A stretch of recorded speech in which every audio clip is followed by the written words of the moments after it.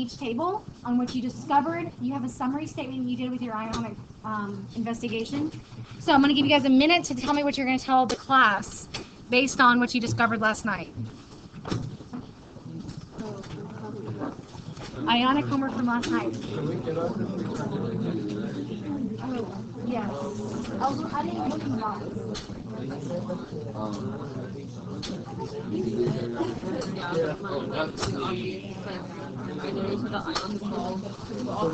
Formula using elements in the substance. I just lost something.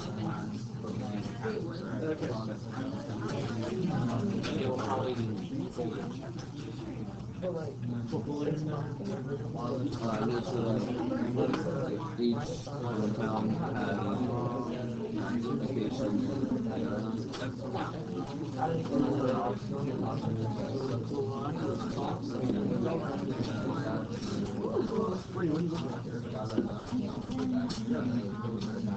All right, finish that conversation for me.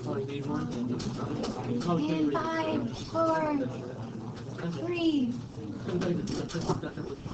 2, 1. I'm going to start over here today. So, hey, I'm just, have one person be the speaker for now. Nose goes, I don't care. You got to make it work. All right, so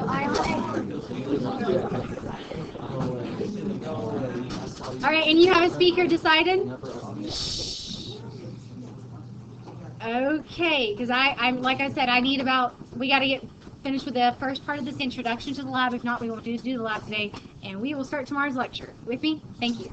So, Haley's group, what's up? Tell me something you learned, something you saw, some realization you came across. The names were basically elements, like chloride is chlorine, oxide is oxygen. Okay, so elements equal the name. So it's no tricky, crazy stuff going on. It's the name. And how many elements are usually involved?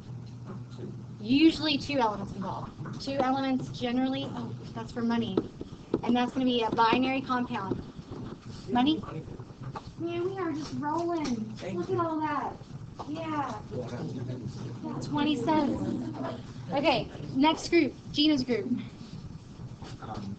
said that the ions involved in the formula, so the ions involved in the bond are the same as involved in the formula. Okay, so the ions in the bond are the ones in the ionic formula itself. So can I have an example? For example, sodium oxide with sodium and 2 sodium and 1 oxygen. Okay. And so that's how the structure was built when you were putting it together too, right? Yes. So why did I need 2 sodium for this 1 oxygen? Why couldn't it be 1 to 1? Yeah. Yes, what does sodium have? So sodium has a what? Or a positive 1. Right, a positive 1. And so oxygen has a negative 2. They can't complete each other, right? So how many sodiums did I need to complete it? To oppose it, right? I needed 2 of them. And so instead of writing it like this, that's just so tedious, right? We write it like Na2 to say there's 2 of them and 1 oxygen. We're going to be doing a lot more of this in the next 2 days. So this is your first exposure to this. Testis group. The names were a lot simpler than I thought. Right, so if I said copper 2 chloride, and that's copper and chlorine, right? And I'm going to tell you what the 2 means later. It's a Roman numeral. Or I said potassium fluoride, or rubidium nitride, or silver carbide. You can hear the names. You can see the symbols. It's just not making sure you're putting them in the right orientation, right? What always comes first?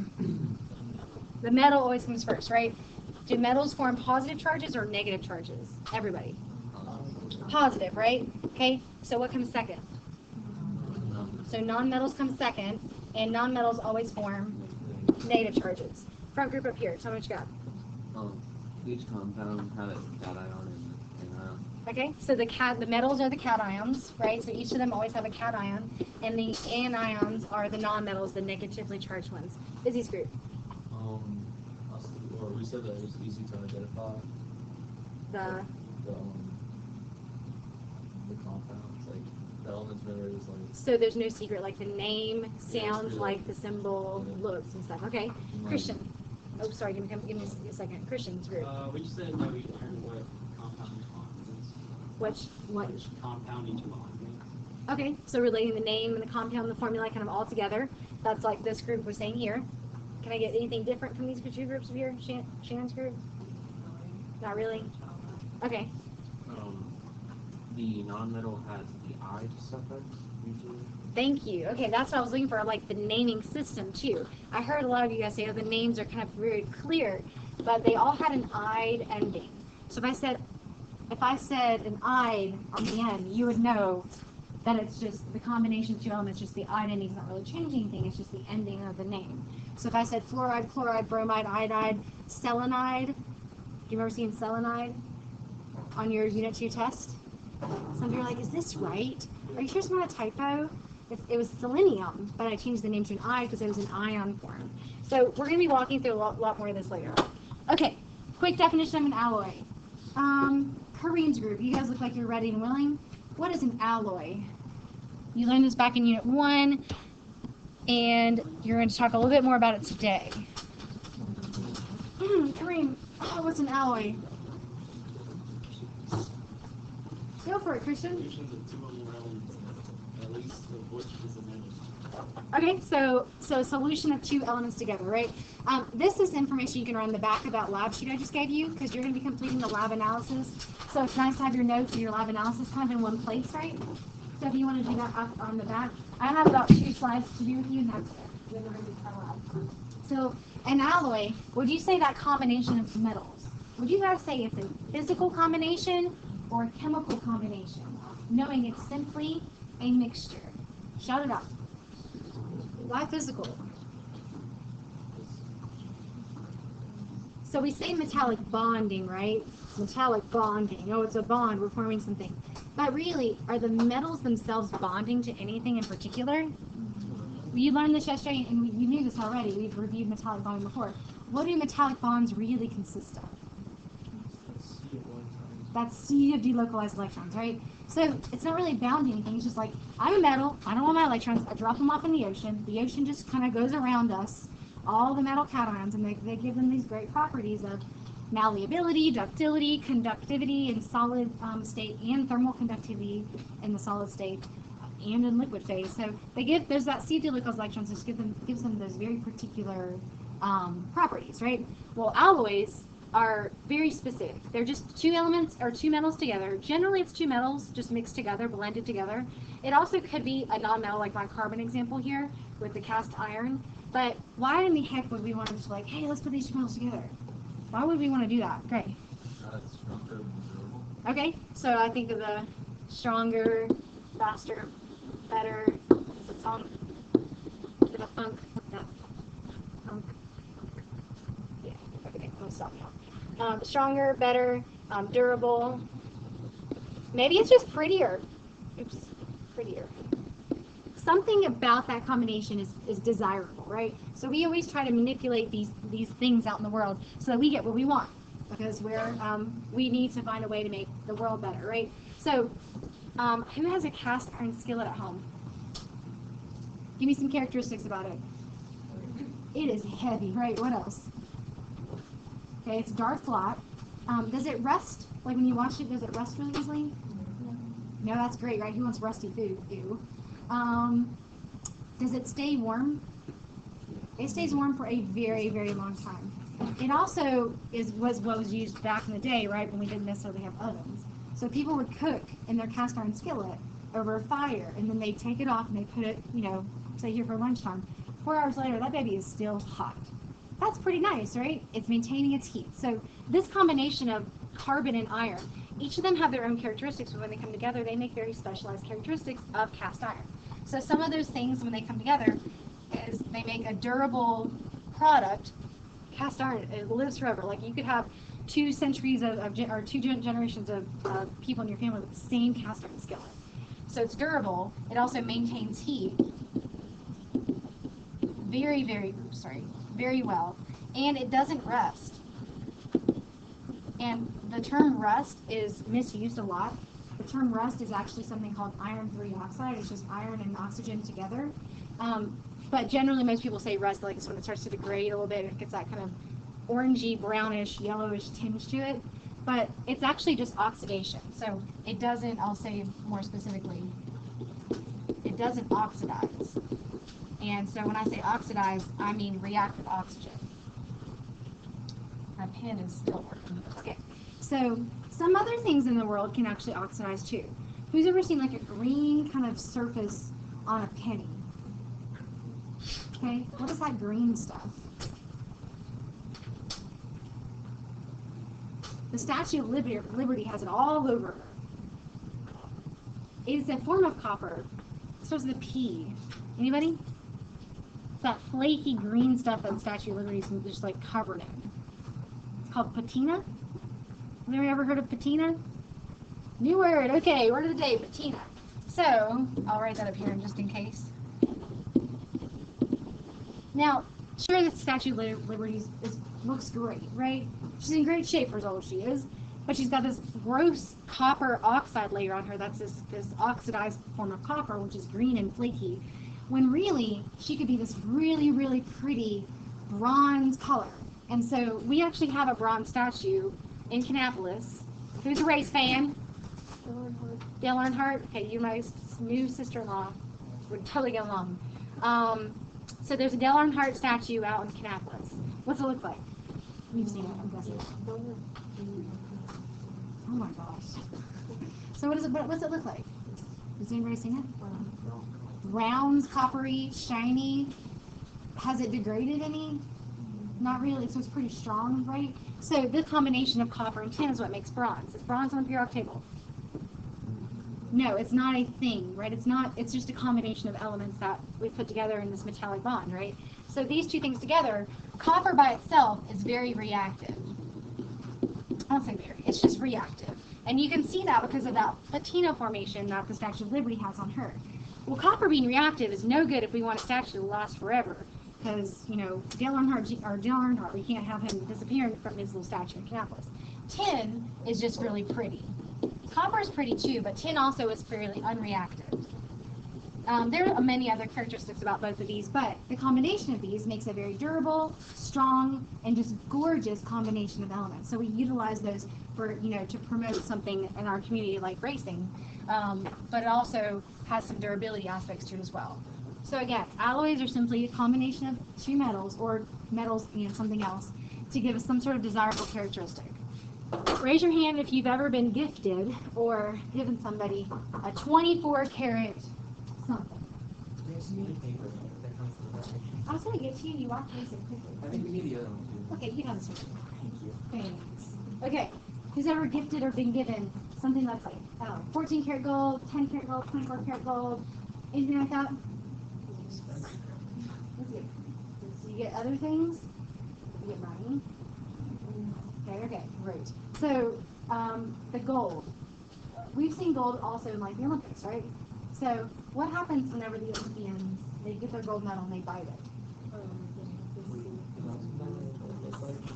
So their bite marks in it, right? So it bends a little bit. It gives some. Do you think that's good for like everyday use? So my story is I used to play the baritone. Yep.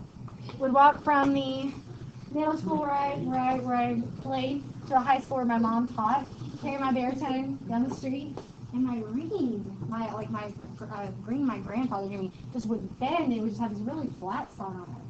But that's because it was 24 karat gold. It's not exactly pure gold, but it's pretty close, right? So my board is way off. Okay. So basically gold, the carat weights that they come in, are generally things like this. And it doesn't exactly mean it's pure, but for our purposes, we'll say 24 carats of gold and 24 carats total gives us this like pure gold. Whereas all these other things obviously are not as pure, right? So what are some things you think could be maybe mixed in them? Anything? Anything come to mind? Noah? I'm going to assume copper and silver. Yes, you are so insightful. There's also gold in there too, right? So we've got gold mixed with copper mixed with silver, and that's what makes most of our different forms of gold. 10 karat gold, 18, 14, and so forth. Now, if I were choosing something, I would choose like a 0.2 karat gold. Mix it with all kinds of stuff. Give me some titanium, some zirconium, some nickel, some cobalt. Put all that crap in there, because it's going to last forever. If I have a 24 karat gold, it's a little bit more reactive. It also is pretty malleable. It's going to deform. So I want something that lasts. It's also probably a lot cheaper than pure gold. So as you're recommending things to significant others where you're like, I think I need some jewelry, really low carrots is okay. It's cheaper and it's more durable because of this whole malleability issue we have to deal with. And sometimes things are more reactive in combination with other things, sometimes they're less reactive. So think about the chemistry behind it, you'll make a good choice. Okay, that's my lesson for today. We're going to do our lab. Let me give you like 2 minutes of brief instructions. Everybody have a penny? Does everybody have a penny to work with? Fantastical. Okay, so the brief of this is you have to read the lab very, very carefully. This is when I turned helicopter mom, and I'm on you. Okay, so basically what we're going to do is we have the evaporation dishes already set up, and what you guys are going to do is you're first going to bring me pennies at the lab at the fume hood in the back.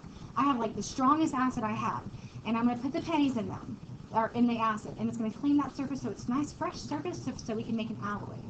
And so after that, you're going to be putting your pennies, this is the evaporation dish, okay? I already have a layer of zinc in there. You're going to add your pennies on top, only 4. Because if there's more than 4, there's too much overlap and they can't have their surface area exposed to the zinc. So after you put your pennies in there, you're going to kind of tamp them down into the zinc.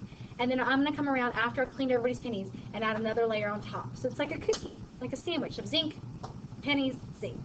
Then we're going to fire that baby up. We're going to use our Bunsen burners, and we're going to heat it. Now, heating this, we have to heat it kind of slowly, so 10 to 15 minutes. The longer we bake it, the better results we get.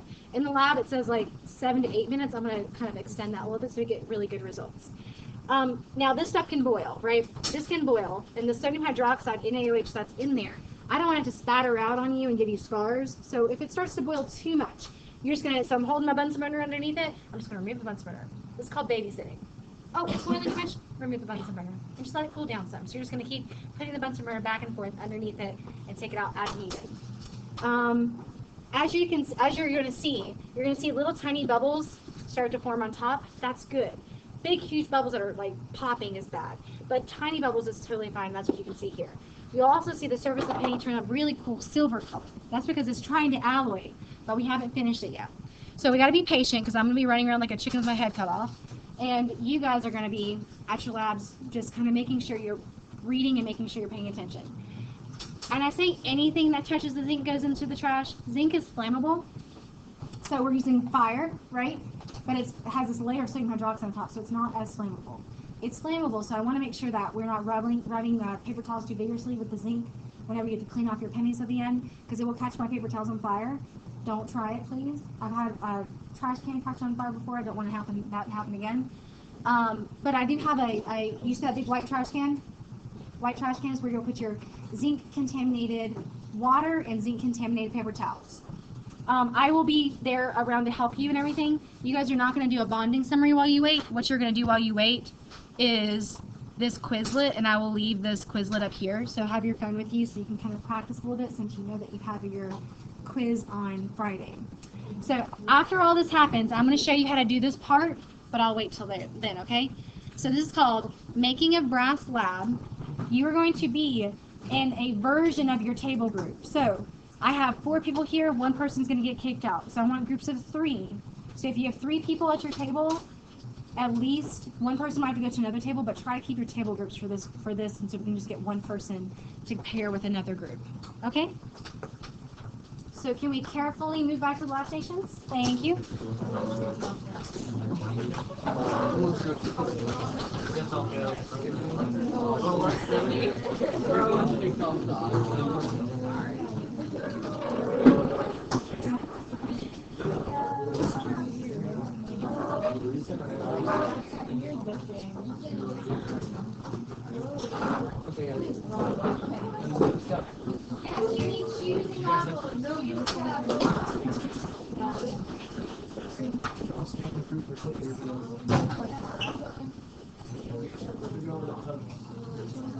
Jake. Listen on Drew. Oh, I do.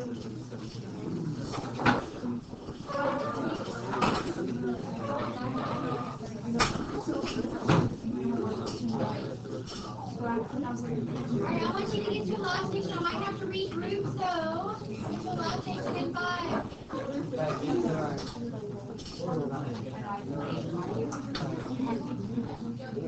Okay,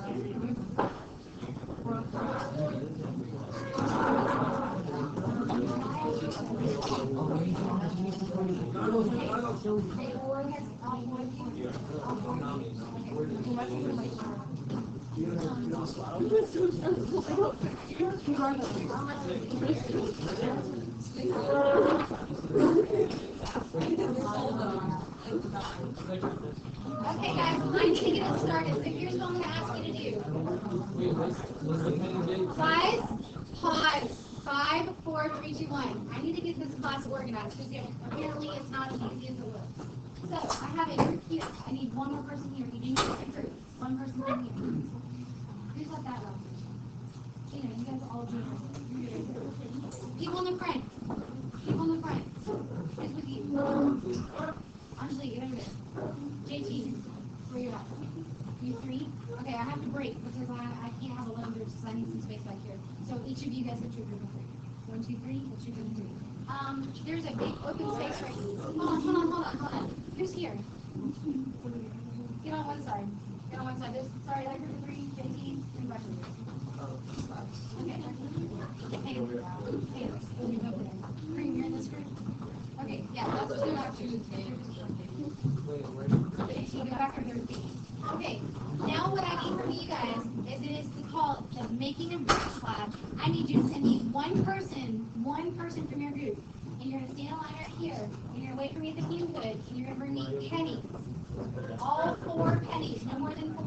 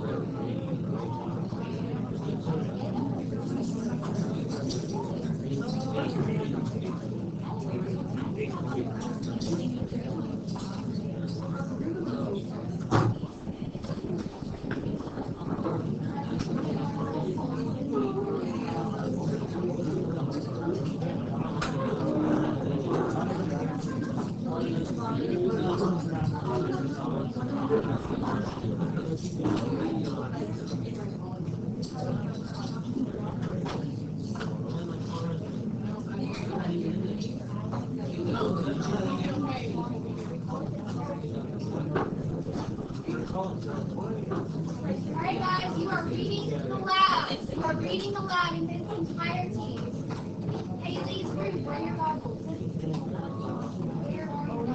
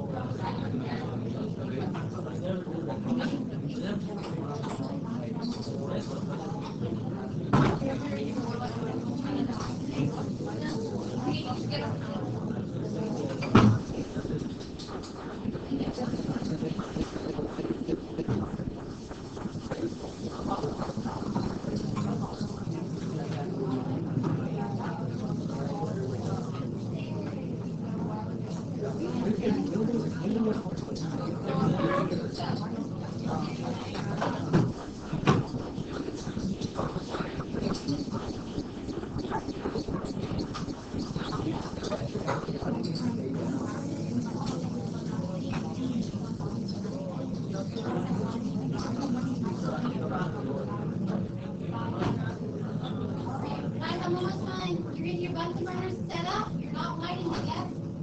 Correct? You're getting them set up.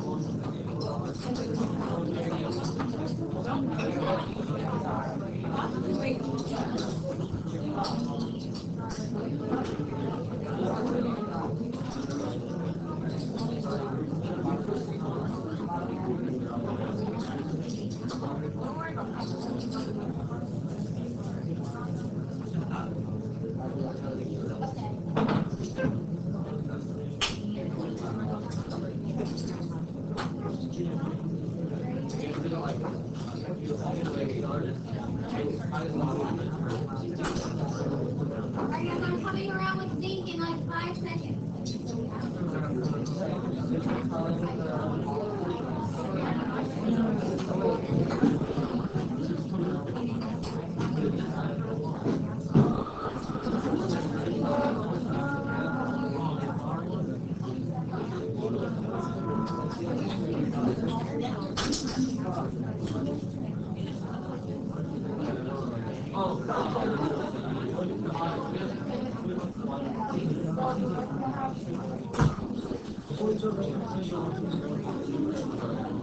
Alright, ladies and gentlemen, I need your full attention, so as you're working, just be quiet.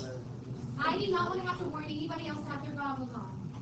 Absolutely, I will not warn you. I'm going to sit you out and give you a zero. Because we have flammable zinc, we have caustic nitric acid, and a lot of companies burn their fatal nitrosamine, sodium hydroxide before, so I'd rather that not be you. I'm going to come around with zinc and give you that cookie layer on top, right?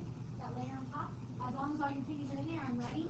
And after that, you can begin the process. But I need to move quickly here because this is flammable.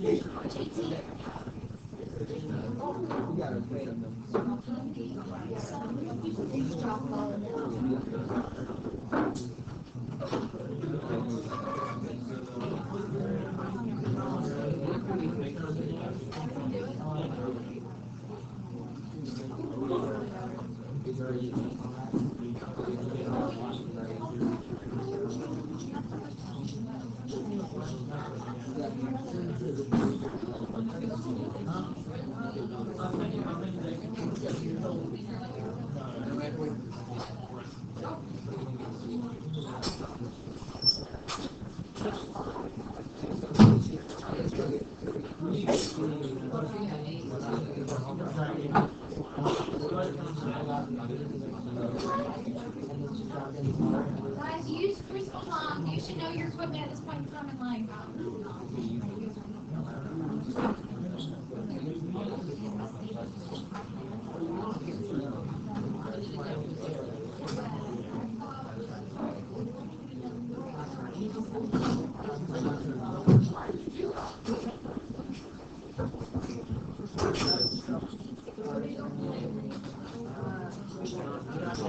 you can't strike it. Have somebody else do it. I'm not making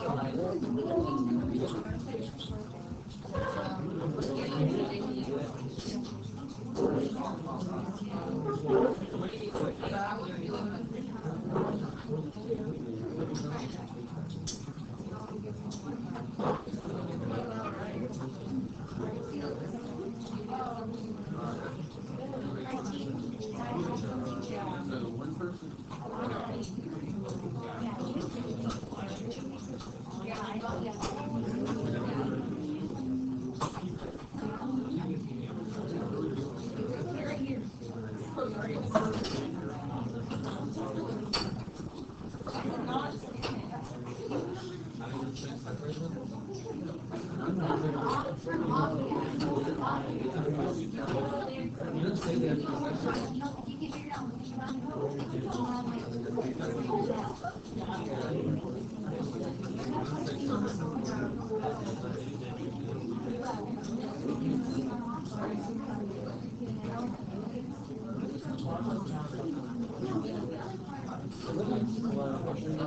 right. All the like.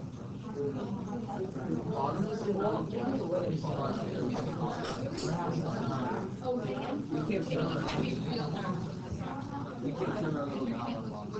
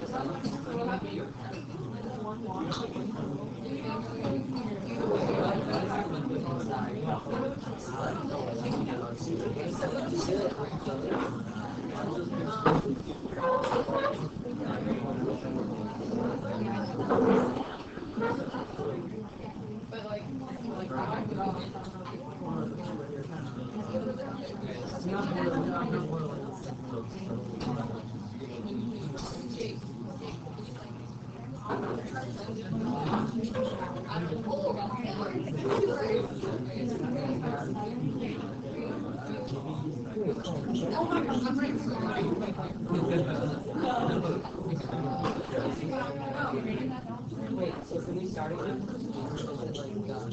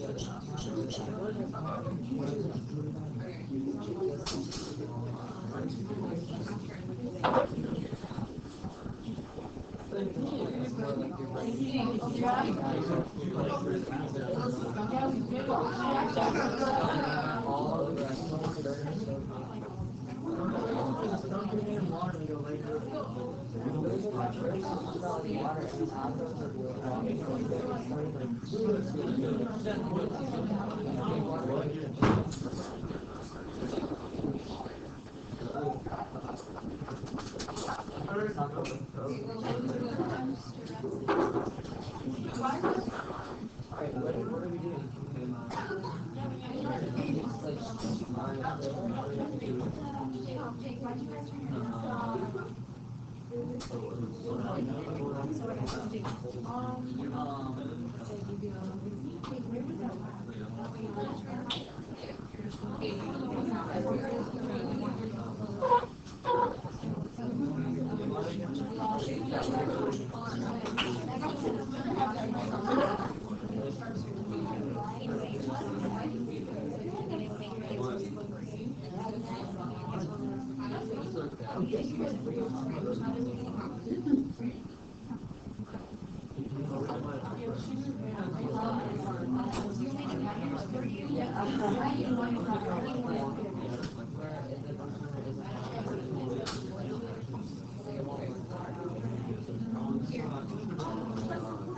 Oh, no, I don't feel Tuesday, I feel Wednesday.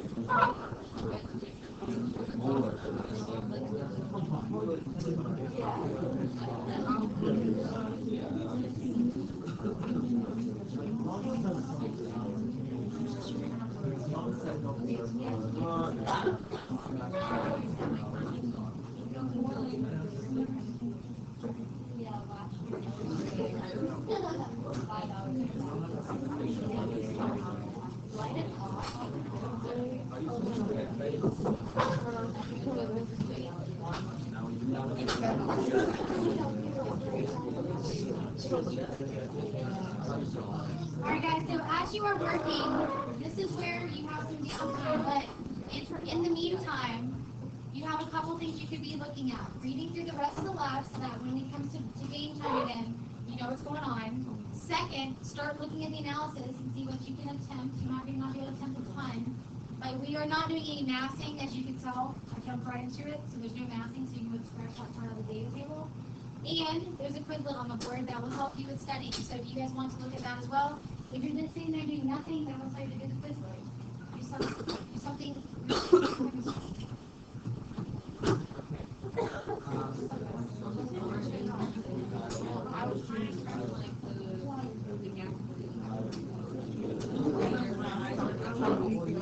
And then it went away, so I turned it up.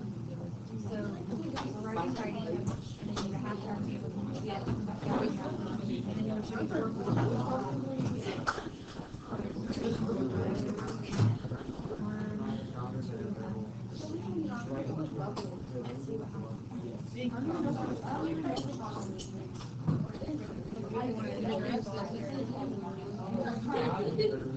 one has some yellow.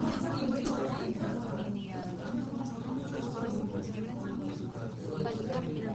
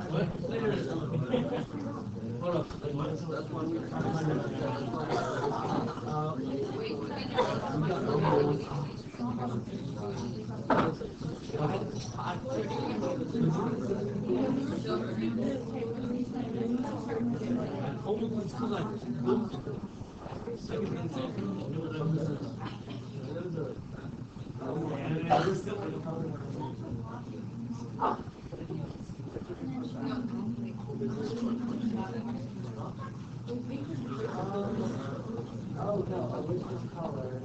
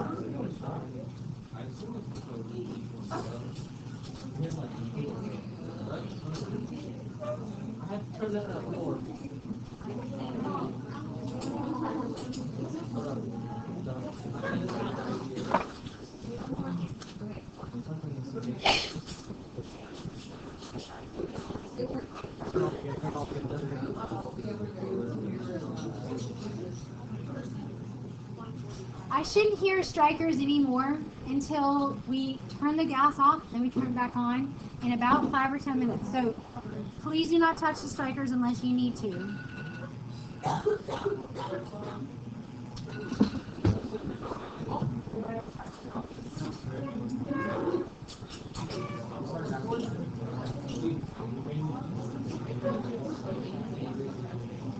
Amaya, did you turn it off? Turn it. Say again. No. Say turn it back on so we can play it.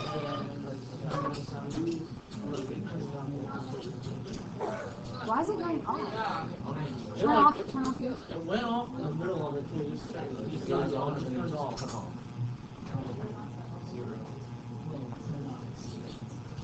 Guys, can everybody turn their gas off real fast?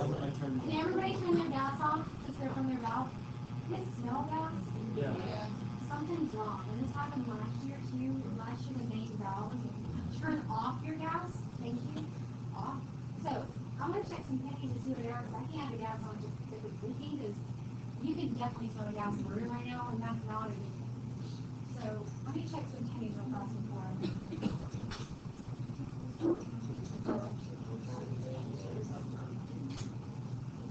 because I don't want to have the gas on unless there's an issue.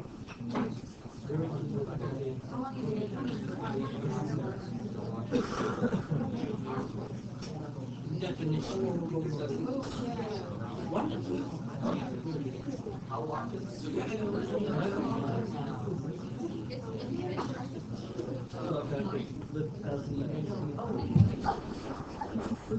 So guys, I'm coming around right now. Listen, I'm getting a little irritated with the lack of, one, respect. Because if I'm not to be quiet, I need that. It's not optional. It's because it's a safety issue. Second, if I say that I need you to do something, I need you to do it, right? So don't play the strikers. If I have you guys starting something, work with me. Okay, this is supposed to be a fun lab, and it's not at this point for me at all. If I say you're good to go, you're going to go ahead and just put the the next part which says drop the things to go to the wash speaker, you shove a wash speaker, and then we're going to quickly turn the gas back on for the last part, but it seems that the gas is, something's up, that's not good. I'm not the gas on.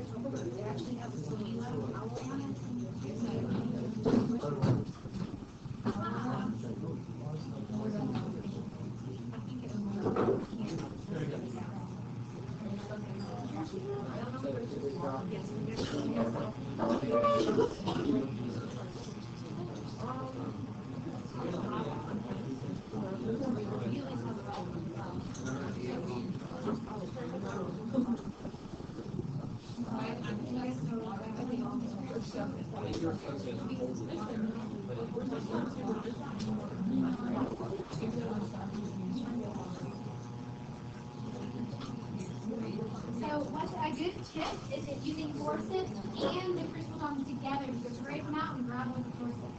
Scrape them out and grab with